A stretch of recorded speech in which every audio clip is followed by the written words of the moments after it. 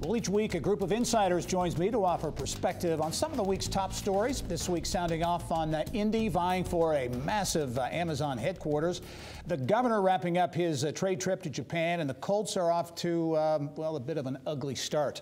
Our insiders this week are Genova's Managing Director Larry Gigerich, also Indiana Chamber of Commerce President Kevin Brinegar, and Beck Communications Group President Laura Beck. And welcome one and all to the Insiders. Thanks, Larry. Larry, I'll throw it to you. The big story of the week, and probably going to be a big story for a while, is this Amazon headquarters, the second headquarters, HQ2. They're saying unbelievable the size of this. $5 billion investment, 50,000 jobs over like 20 years. Now, your firm, Genova's, has been hired to prepare this proposal, so we'll take that into account here as well.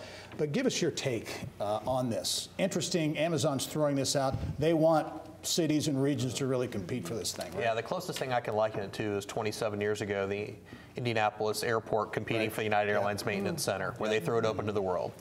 So it is very unusual, but I think it was by design. They wanted a lot of attention, and I think for any community, including the Indianapolis region, it's generational opportunity, and it's a real transformation opportunity. And it's exciting to be able to get the region to come together and work on it. Yeah, and Laura, we were talking off camera about that. It struck me as well that Mayor Hogsett from Indianapolis, Fadness from Fishers, and others from the region came together as opposed to competing against each other. Absolutely. I think this is really a once-in-a-lifetime opportunity, and Kevin was talking about this too, that it really is a generational opportunity for us. But to see everyone working together, even across party lines, for the good of the community. There's so much divisiveness right now in Washington and elsewhere, and to see Central Indiana really coming together and working as a region, I think speaks volumes about who we are and what we can accomplish together.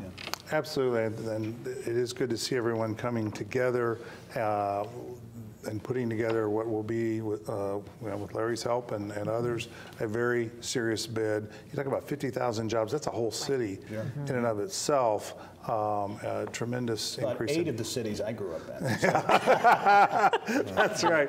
You know, but I mean, it'll be fiercely competitive, but you know, if you get it, there'll be tax-based implications that are outstanding. There'll be infrastructure implications, and just a huge project. Okay, I'll throw this open to everyone. You know, lots of advantages here in Indianapolis. You know, cost of living, quality of life, the tech momentum. You can go on, but would face our challenges. What's the biggest challenge, Kevin, as you see it, in making a successful bid? Perhaps transportation, of course, depending on where it be located. Mass transit's one of the issues. Yeah, and we'll have to convince them that we have and can generate the talent that they need. I think transit would probably be a big piece, but that said, look at what we did to pass the transit referendum and how, again, we came together to make that happen in a bipartisan way. So I think our track record is good, but I think that would be a piece that we might have to overcome.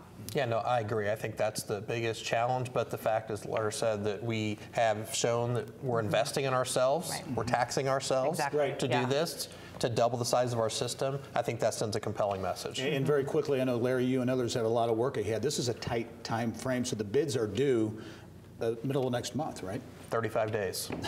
But who's counting? Exactly. Who's counting? Very good. Well, this I'll will make you a paper check. Exactly. This will be a story we'll definitely be following. Another story following is kind of wrapping up right now is another trade trip. Governor Holcomb and a whole delegation of business and political leaders have been in Japan, searching for more, creating and enhancing those relationships, but also looking for more business. Kevin, these trips, I think they do pay off, maybe not directly at the time, but over time, these relationships, especially in Japan. Well, it certainly has proven to pay dividends over time because Indiana has a disproportionately large number of facilities that are Japanese owned, and that goes back, we were talking off camera, all the way to Governor Bob Orr, who made this a priority and was doing these kinds of things back when nobody else was doing it. And we need to keep up those relationships. Those Japanese officials are incredibly impressed and grateful when you come to visit them in their country, and I think it is important for the governor to keep up that tradition. Well, I also think too that it speaks to the legacy of big ideas, and when you talk about Governor Orr, this was a big idea for him, and think about where we were when Mayor Hudnut was in Indianapolis and the big idea he had to make us a sports capital. And so thinking about that legacy of big ideas, and as we're competing for this, as the region competes for this Amazon headquarters, we're not afraid to think big. Yep.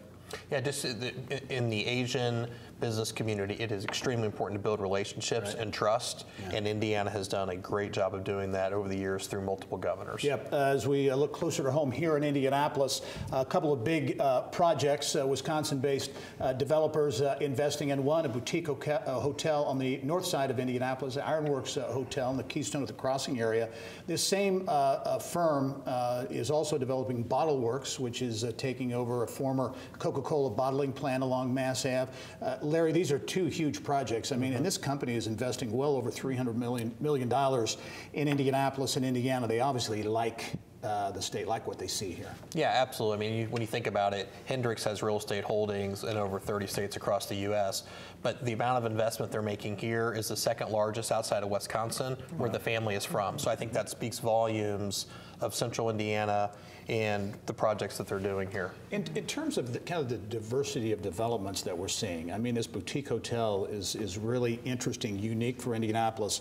The BOTTLEWORKS, this Coca-Cola plant, what's that is going to become? You're calling it transformational.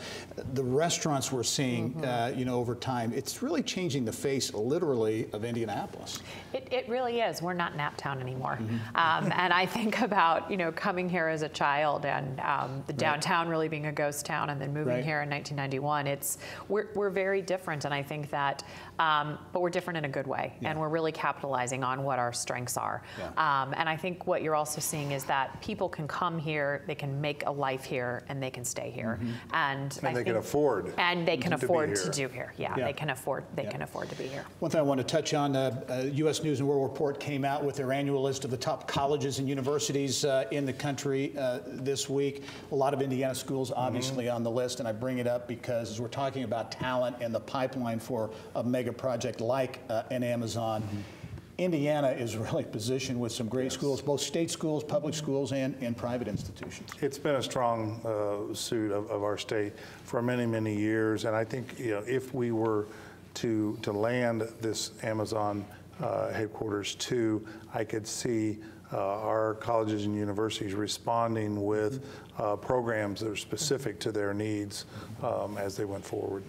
What I thought was interesting too is you've got the heavy hitters, the bigger schools, but then you drill down to some of the smaller liberal arts schools, and many of them are within 50, 60 miles of urban areas. And so I think that really speaks also to the strength of what our offerings are in Indiana and how we're bringing people here too. Yeah, I think that's a good point. Larry, from an economic development standpoint, the DePauls of the world and the other private institutions that are world-class, really. I mean, how does that play into an economic development deal potentially? Yeah, I think you're finding more and more companies, especially technology companies and headquarters companies, that are looking at those ties to higher education and the importance of that. And I think the fact that Indiana is so strong in that area and can offer such a diversity of educational experiences for higher ed really helps our state greatly. Okay, we've only got 30 seconds, so whoever wants to weigh in on the Colts, I don't know what to say necessarily, but that first game was very difficult. Lots of question marks, starting at the quarterback position, obviously, on what's going to happen. But this season, I mean, well, I think people knew that this team was really inexperienced, and half the active roster now is brand new. But I don't think the anticipation of the quarterback situation was probably the best in how this has played out. Is it too early to write off the season? Oh, I think too early. If you recall at least one, and I think both years they went to the Super Bowl, they lost the first game of the season, albeit not as bad as this game was. Kevin just said the Colts are going to the Super Bowl. Okay. Kevin, baby. Laura Beck, Eric Gigrich, thanks very much. We'll be right back.